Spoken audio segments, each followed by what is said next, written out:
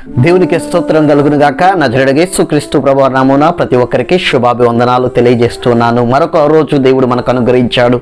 ఈ రోజున ఇచ్చినటువంటి దేవునికి మనం కృతజ్ఞత కలిగినటువంటి వారిగా ఉండాలి. ఒక గ్రామంలో ఒక పిల్లవాడు బావిలో పడిపోయాడు.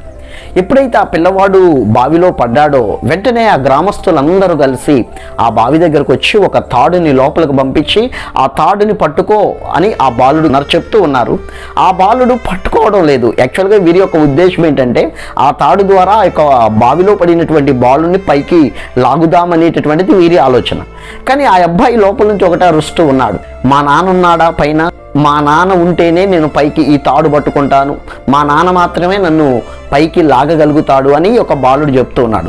వాస్తవానికి వాళ్ళ నాన్న ఏమైనా బలమైనటువంటి వ్యక్తి అంటే చాలా బలహీనుడు, చాలా అనారోగ్యంతో ఉన్నటువంటి వ్యక్తి.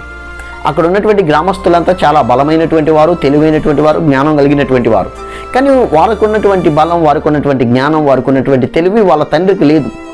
అయినా కూడా ఆ బావిలో పడినటువంటి ఆ బాలుడు అడుగుతున్నాడు, మా నాన్న వస్తేనే, మా నాన్న ఈ తాడు లాగితేనే నేను ఈ తాడుని పట్టుకుంటాను. చూడండి, వాళ్ళ నాన్న మీద ఆయనకు నమ్మకం అనమాట, ఆ బాలుడికి నమ్మకం.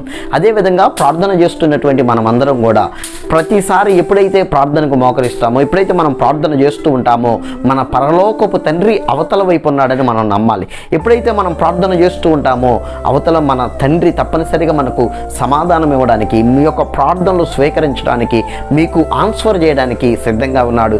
మే గాడ్ బ్లెస్ యూ. దేవుడు మిమ్మల్ని దీవించునుగాక. This is pastor Pavan. God bless you all.